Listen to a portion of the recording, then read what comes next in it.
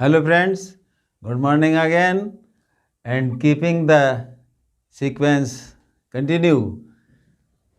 I am drawing your attention at this word imperative sentences to be changed into indirect speech. आज हम यहाँ पर फिर से नरेशन के पार्ट 5 में ये इसका आखिरी प्रकरण हम मान सकते हैं। रिपोर्टेड स्पीच में अगर हमको अलग अलग किस्म के वाक्य दिए जाते हैं तो हम अलग अलग कंजक्शंस का इस्तेमाल करते रहे हैं। तो उस क्रम में मैंने आपको दैट के प्रयोग बता दिए थे, इफ़ और वेदर के प्रयोग हमने आपको कंजक्शन के रूप में बताए थे। उसके बाद हमने WH वर्ड्स से जो इंट्रोगेटिव सेंटेंस बनते हैं उनके कंजक्शंस किस तरह से इस्तेमाल होते हैं वो बताए थे। और अब ये आखिरी चरण हमारा इसका हो सकता है टॉपिक का कि अगर हमको रिपोर्टेड स्पीच में इम्परेटिव सेंटेंस दिया जाए तो हम उसको इनडायरेक्ट स्पीच में कैसे बदलेंगे। इम्परेटिव सेंटेंस का मैंने आपको पहले भी बता दिया था कि ये आज्ञार्थक वाक्य हैं और आज्ञार्थक वाक्यों की सीमा निर्धारित नहीं की जा सकती।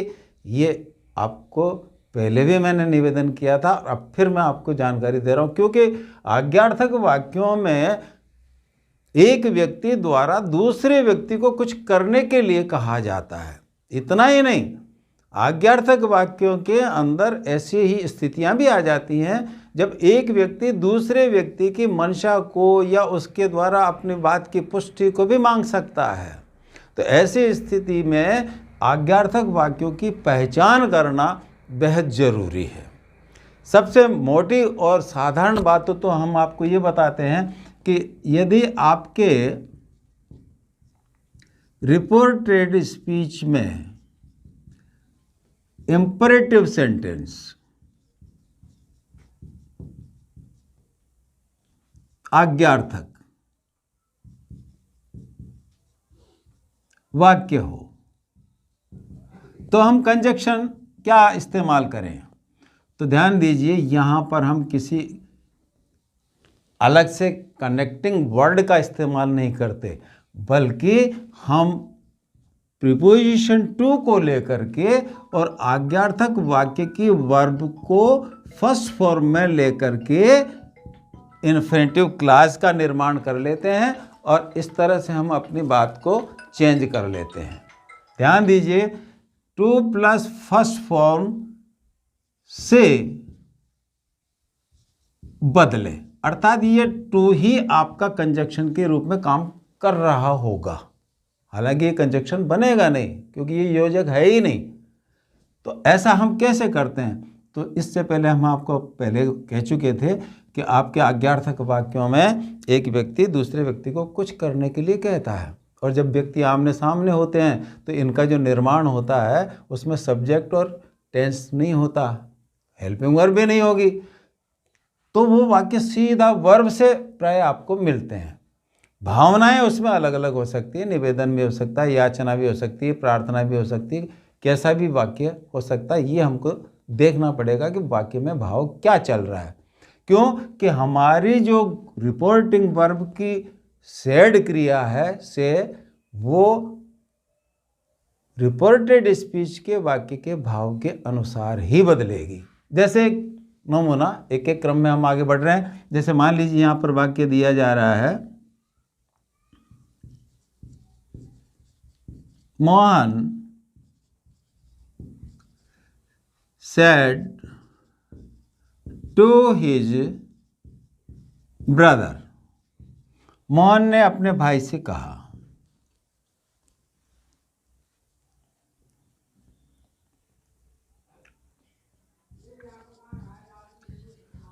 Come in and sit down. ध्यान दीजिएगा, आपके रिपोर्टेड स्पीच में सीधा वाक्य शुरू हो रहा कम वर्ब की फर्स्ट फॉर्म से, तो हम तुरंत समझ जाएंगे कि यह हमारा इम्परेटिव सेंटेंस आ चुका है। अब इसका भाव क्या है ये हमको अपने दिमाग में रखना है। मोहन अपने भाई से कहता है क्या कि कम इन एंड सिट डाउन, अंदर आकर बैठ जाओ। सीधी सी बात है कि मोहन ने अपने भाई को एक निर्देश दिया है। आदेश हम इसको नहीं कह सकते, हम इसको निवेदन भी नहीं कह सकते, हम इसको प्रार्थना भी नहीं कह सकते, याचना भी नहीं कह सकते, लेकिन एक सामान्य निर्देश है। चलिए, जब हम इसको बदलें तो ये चीज़ हम यहाँ पर ध्यान रखेंगे। जैसे हम इसको बदलें तो सेड की जगह इंस्ट्रक्टेड का प्रयोग कर सकते हैं। Mohan instructed his brother, Mohan ने अपने भाई को निर्देश दिया। क्या निर्देश दिया? अब यहाँ हमारी रिपोर्टिंग वर्ब खत्म हो रही है, रिपोर्टेड स्पीच चालू हो रही है, हमको कंजक्शन लेना चाहिए, लेकिन चूंकि ये आज्ञार्थक वाक्य है इसलिए हम यहाँ पर इन्फिनिटिव क्लास शुरू करेंगे। टू, और टू के बाद सीधी वर्ब की फर्स्ट फॉर्म ले लेंगे, कम इन एंड सिट डाउन। ध्यान दीजिएगा, आपके आज्ञार्थक वाक्यों में आपको बदलने के लिए बहुत कम चीज़ें होती है।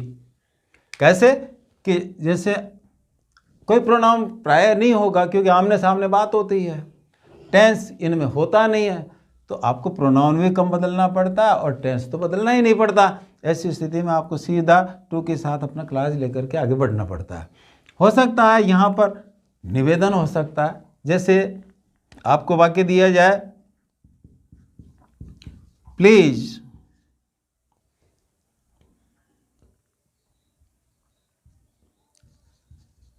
Have T with us।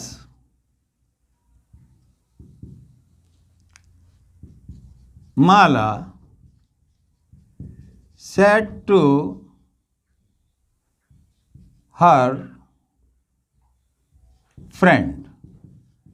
ध्यान दीजिएगा, यहाँ पर वाक्य शुरू हो रहा है, रिपोर्टेड स्पीच पहले दे दी, please have tea with us, कृपया हमारे साथ चाय लो, माला ने अपने मित्र से कहा।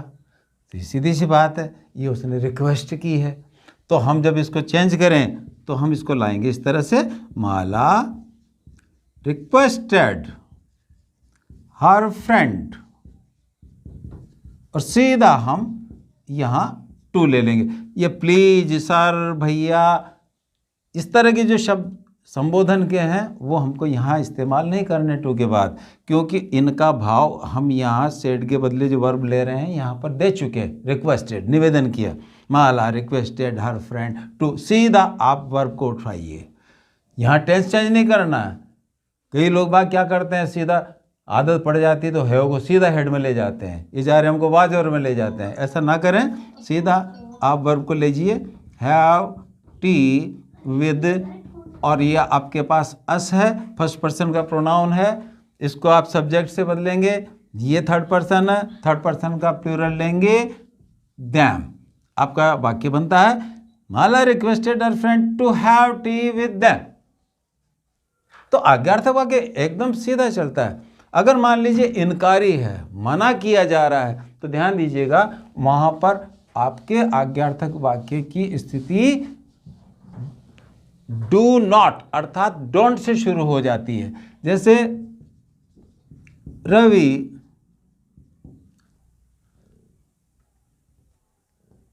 said to Lata, don't disturb me। यहां पर आप देखेंगे आपके रिपोर्टेड स्पीच डोंट से शुरू हो रही है, उसके बाद सीधे वर्ब की फर्स्ट फॉर्म आ रही।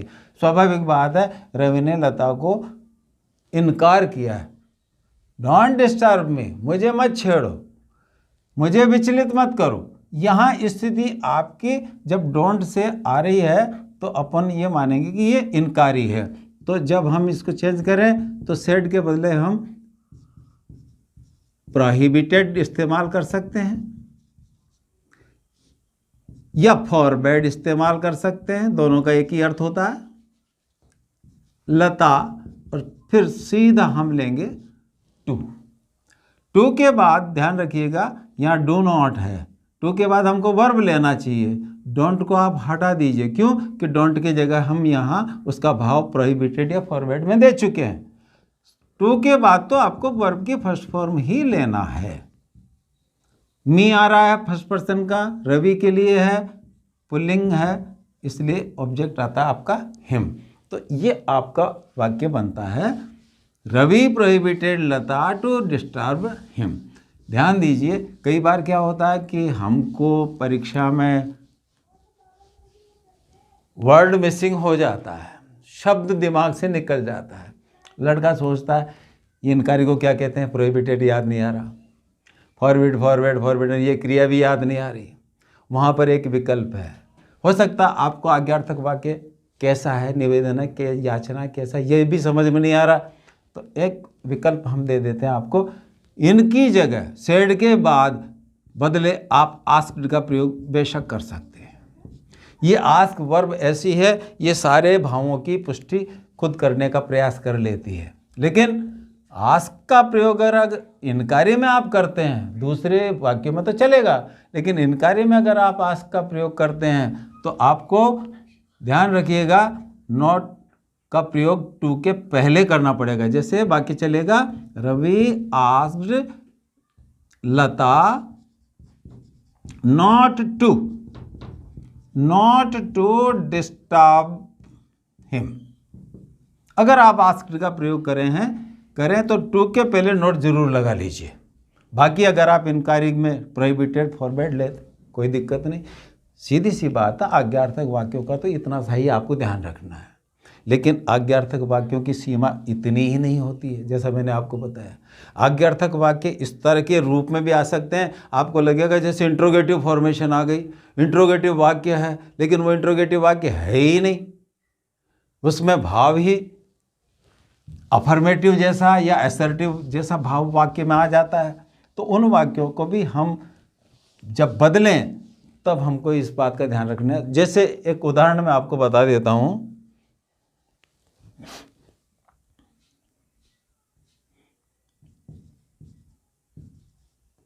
रमेश said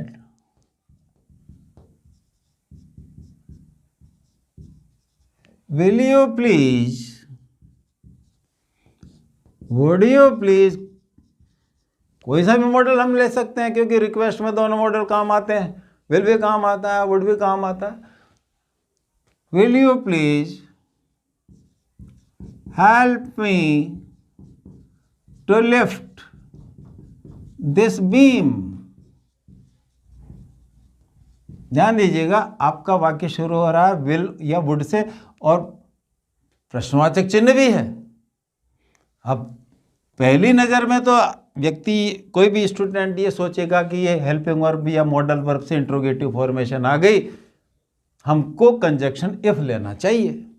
बिल्कुल सही है, रचना के हिसाब से आपका ये डिसीजन सही है कि आप इफ लें, लेकिन सवाल ये उठता है कि यहाँ पर ये प्रश्न है ही नहीं, क्योंकि जब रमेश कह रहा है will you please help me to lift this beam, क्या ये खंबा उठाने में आप मेरी मदद करेंगे, तो ये तो सीधी सी बात है, निवेदन किया जा रहा है, प्रश्न पूछा ही नहीं जा रहा, यहाँ निवेदन मात्र है। ऐसी स्थिति को हम अपने दिमाग में रखें अच्छी तरह से, और जब चेंज करें तो ध्यान रखिएगा इसको प्रश्न न माने, और बल्कि हम इसको सीधे उसके भाव में अभिव्यक्त करें। जैसे रमेश रिक्वेस्टेड, अब किससे निवेदन किया उसने, चलिए हम उसके मित्र को यहाँ पर रख देते हैं, रमेश रिक्वेस्टेड हिज फ्रेंड, और सीधा आप टू इन्फिनेटिव क्लास बनाइए। आपकी वर्ब है हेल्प, टू हेल्प, मी को आप बदलेंगे रमेश से हिम, टू लिफ्ट, और उसके बाद आ रहा दिस। ध्यान दीजिएगा, दिस दैट में चेंज होगा दैट बीम। अब ये दिस दैट में कैसे चेंज होता है, ये एडवर्ब्स चेंज होते हैं, जो मैं अभी आपको बताने वाला हूं कि एडवर्ब्स कैसे चेंज होते हैं। यहाँ पर अपन ने ये देखा है कि वाक्य हेल्पिंग वर्ब में मॉडल वर्ब से शुरू हो रहा है, लेकिन यहाँ प्रश्नवाचक चिन्ह लेते हुए भी ये प्रश्न नहीं है, ये साधारण निवेदन है। प्रश्न के स्वरूप में बात कही गई है, लेकिन असल में प्रश्न पूछा ही नहीं जा रहा है, निवेदन किया जा रहा है, तो उसको हम आज्ञार्थक वाक्य की श्रेणी में मान करके संबंधित क्रिया शब्द ले लेंगे। जैसे यहाँ हमने रिक्वेस्टेड ले लिया और सीधा हमने वाक्यों को आगे बढ़ा दिया। कई बार इस तरह के वाक्य आ जाते हैं आपके पास जो रचना में आपको ऐसा लगता है जैसे प्रश्न है, लेकिन वो प्रश्न नहीं है। जैसे एक और उदाहरण दे देता हूँ। Mala said to Ravi,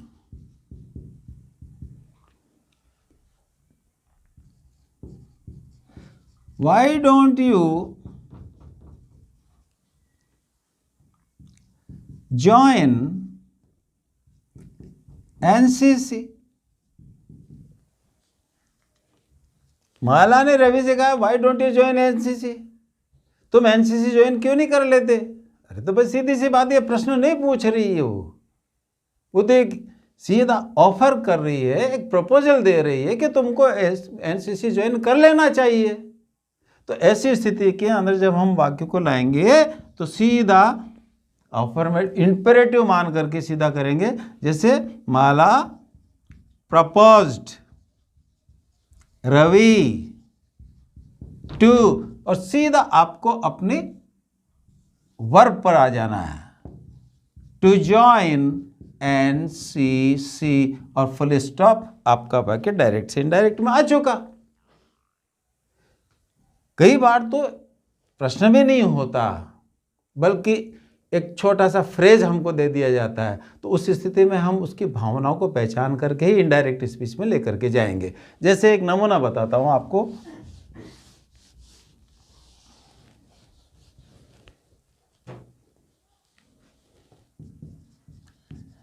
Mohan said,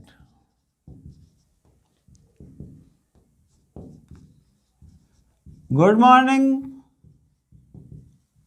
sir. Mohan ने कहा श्रीमान जी प्रातः का नमस्कार। हुआ क्या है इस वाक्य में? केवल उसने सुबह नमस्कार किया, अभिवादन किया है, न कोई इंपेरेटिव सेंटेंस है, न कोई अफर्मेटिव है, न कोई नेगेटिव है, एक मन की भावना है जो उसने अभिव्यक्त की है। ऐसी स्थिति में मित्रों सारे नियम एक तरफ चले जाते हैं। हमको इनडायरेक्ट स्पीच में वाक्य को जब लाना है तो उसके मन की भाव को हम एक साधारण वाक्य में बदल लें, इतना ही पर्याप्त होता है। और वहाँ कोई आपको औपचारिकताएं निभाने की जरूरत नहीं पड़ती। जैसे इसमें सीधी सी बात है कि मोहन ने अपने गुरुजी को या किसी आदरणीय व्यक्ति को प्रातःकाल का नमस्कार किया, तो आप सीधा वर्ब ले लीजिए, बैड, अभिवादन किया। अब किसको किया? मोहन बैड। मान लीजिए उसने अपने टीचर को किया, या एल्डर अपने किसी बुजुर्ग को किया, आप कुछ भी रख सकते हैं, नो प्रॉब्लम, चलेगा। सीधा क्या किया उसने? Good morning. Mohan bade his teacher और एल्डर गुड मॉर्निंग। इस वाक्य को आप ऐसे भी ला सकते हैं, Mohan bade good morning to his teacher. ये अंतर सिर्फ इतना सा है कि ये हमारा इनडायरेक्ट ऑब्जेक्ट है। इनडायरेक्ट ऑब्जेक्ट को अगर हम बाद में लेकर के जाते हैं तो वो टू मांग लेता है, इसलिए हमको इसमें टू रखना पड़ता, वरना दोनों में कोई अंतर नहीं है। Ram said thank you, Ram ने कहा धन्यवाद। वाक्यों को आप सीधा इनडायरेक्ट में ले आइए, राम थैंक्ड मी, राम ने मुझको धन्यवाद दिया, या Ram thanked his friend, Ram ने उसके दोस्तों। तो ये ऐसे वाक्य होते हैं जिनमें साधारण भावनाओं की अभिव्यंजना होती है। इनको डायरेक्ट से इनडायरेक्ट में लाने में आपको एक सरल वाक्य में उस भावना को अभिव्यक्त कर देना मात्र होता है, आपका वाक्य डायरेक्ट से इनडायरेक्ट में चला जाता है। लेकिन एक मुख्य बात जो हमको यहाँ पर देखनी है वो ये कि आपके एग्जामिनेशन के पैटर्न में ये एक्सरसाइज जब पूछी जाएगी तो इसके अलग अलग टेक्निक्स हो सकते हैं। हालांकि बोर्ड ने इस तरह का अभी प्रिंट जारी किया नहीं है। जैसे प्रिंट जारी आएगा हम हर टॉपिक की एक्सरसाइजेज जैसा बोर्ड पूछेगा उस तरह का हम हर टॉपिक का एक एक जरूर एपिसोड हम तैयार करेंगे और उस टॉपिक के साथ हम पेस्ट करने की चेष्टा करेंगे। जैसे नरेशन किस तरह से वो मांगना चाहेगा वो हम देंगे। फिलहाल मैं आपको जानकारी के तौर पे बता देता हूँ, पिछले कुछ समय से नरेशन को डायलॉग स्टाइल में पूछा जा रहा था। दो व्यक्ति आपस में बातचीत कर रहे हैं, उनकी बातचीत दी हुई है और नीचे आपको फिर ब्लैंक स्पेस मिलता है जिसमें आपसे कहा जाता है कि इनकी बातचीत को आप इनडायरेक्ट स्पीच में बदलिए। जैसे हम यहाँ नमूना देखते हैं, एक तरीका तो ये जो आपको एक्सरसाइज में लेकर के चल रहे हैं, बता रहे हैं, ये तो सामान्य तरीका है ही है, लेकिन डायलॉग में आपके सामने रिपोर्टिंग वर्ब पूर्ण वाक्य के रूप में नहीं मिलती है। वहाँ केवल आपके पास दो व्यक्ति होते हैं, जैसे ये लता और ये सोहन है, और यहाँ सेमी कॉलन या डैश का चिन्ह आपको मिलता है और लता यहाँ बात कर रही होती है। जैसे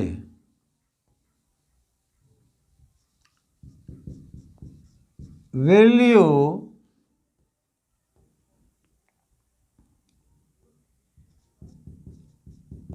visit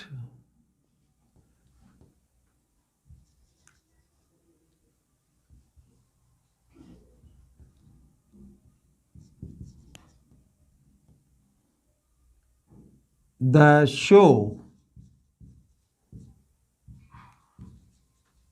today? Yes, I think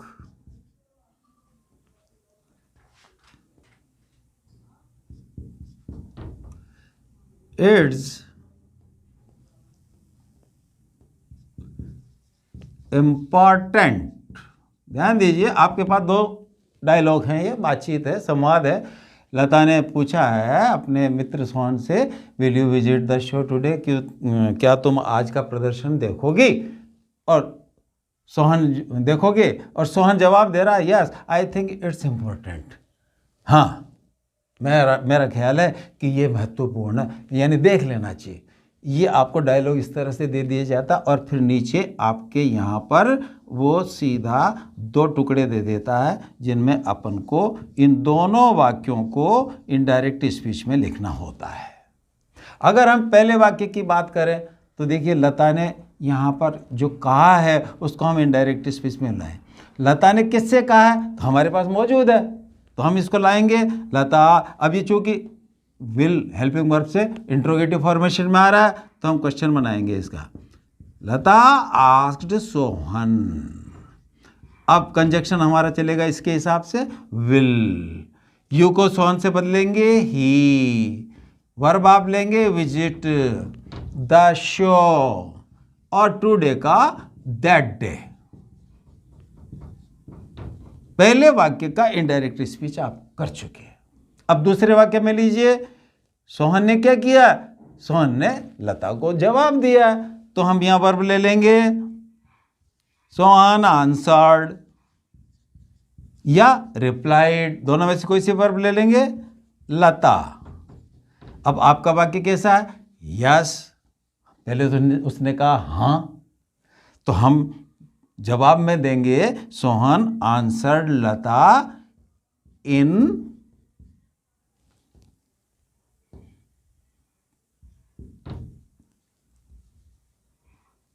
yes.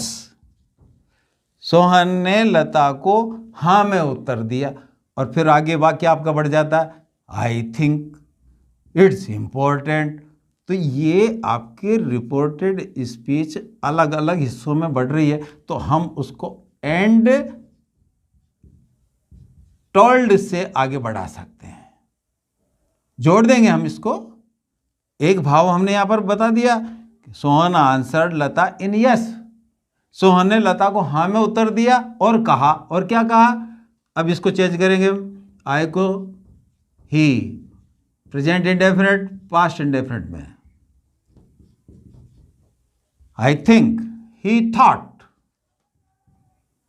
It, आपका थर्ड पर्सन है, नहीं चेंज होगा। इज का वाज इम्पॉर्टेंट, आपका वाक्य डायरेक्ट से इनडायरेक्ट में जा चुका है। Sohan answered Lata in yes, और अगर मान लीजिए रिपोर्टेड स्पीच अलग अलग खंडों में तो आप उसको जोड़ दीजिए। जोड़ने के सीधे तरीके होते हैं, या तो आप एडिंग दे दीजिए, एडिंग यहाँ पर कनेक्टिव जरूर देना है, एडिंग दैट या एंड टोल्ड दैट लेकर के आप आगे बढ़ जाइए। दूसरे जो टुकड़े हैं उनको आप इनडायरेक्ट स्पीच पे वही प्रोनाउन बदलने का नियम, वही टेंस बदलने का नियम लेकर के और आप पूरा कर सकते हैं। ये है आपके पिछले एग्जामिनेशंस में जो डायरेक्ट से इनडायरेक्ट पूछा जा रहा था उसका एक तरीका। ऐसा अगर अभी भी पूछा जाए तो आपको इसी तरह से वाक्य को डायरेक्ट से इनडायरेक्ट में लाना है। एक चीज़ जो चलते चलते मुझे बतानी थी वो था कि जैसे हमने यहाँ पर टुडे को दैट डे में चेंज किया, ये आपके टाइम एडवर्ब है। ध्यान दीजिए, मुख्य बात तो मैंने आपको पहले ही बता दी थी कि जब भी हम किसी बात को डायरेक्ट से इनडायरेक्ट में लेकर के जाते हैं, सीधा सा हम उस कथन को भूतकाल की तरफ, पास्ट टेंस की तरफ धकेलते हैं। ऐसी स्थिति में जो टाइम एडवर्ब टाइम को शो कर सकते हैं वो सारे एडवर्ब पास्ट फॉर्मेशन में चले जाएंगे। जैसे एडवर्ब्स टू बी चेंज्ड, बदले जाने योग्य जो क्रिया विशेषण है, जैसे आपके पास दिस आ रहा है आप उसको दैट में ले जाइए, दीज आ रहा है दोज में ले जाइए, नाउ आ रहा है देन में ले जाइए, हैंड्स है देंस में ले जाइए, टुडे है दैट डे में ले लीजिए, नेक्स्ट डे है द फॉलोइंग डे में ले लीजिए। अब डे की जगह नाइट हो तो बात एक ही है, डे की जगह नाइट आ जाता है, उसमें कोई अंतर नहीं पड़ता। अगर यस्टरडे है द लास्ट डे में ले लीजिए। अगर मान लीजिए हेयर है देयर में ले लीजिए, एगो है बिफोर में ले लीजिए।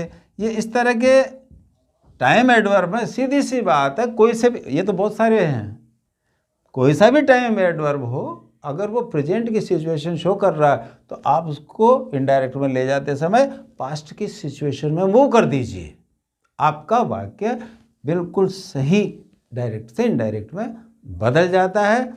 यहाँ नरेशन के जो मुख्य मुख्य नियम हैं ये हम पूर्ण कर चुके होते हैं और आगे हम देखेंगे जैसे ही बोर्ड से कोई इंस्ट्रक्शंस हमको मिलते हैं तो 10वीं क्लास के, हालांकि ये मैं आपको पहले बता चुका हूँ कि whatever I am teaching here, I don't claim to be a great learner और ग्रेट ग्रामेटिस्ट हियर। मैं ये दावा कभी नहीं करता कि मैं कोई महान व्याकरण शास्त्री या कोई महान विद्वान हूँ, मैं भी एक सीखने वाला लर्नर हूँ और हमेशा सीखता रहा हूँ और सीखता ही रहूँगा। जितना मैं समझ सकता हूँ कि बच्चों को या सामने वालों को हम आसान तरीके से समझा सकें, वो तरीके मैंने अपने हिसाब से अडॉप्ट किए हैं और उसी ढंग से मैंने पढ़ाने की कोशिश की है। और मैं उम्मीद करता हूँ कि शुरू से लेकर के ग्रामर को अगर देखा जाएगा मेरे तरीके से, कोई भी बालक, कोई भी स्टूडेंट, कोई भी सीखने का इच्छुक, कोई भी क्यूरियस जो व्यक्ति है, जिज्ञासु व्यक्ति, बड़े आसानी से ग्रामर्स को सीखेगा। और मैं उम्मीद करता हूँ कि ये बच्चों के लिए भी और सभी के लिए बहुत उपयोगी सिद्ध होगी।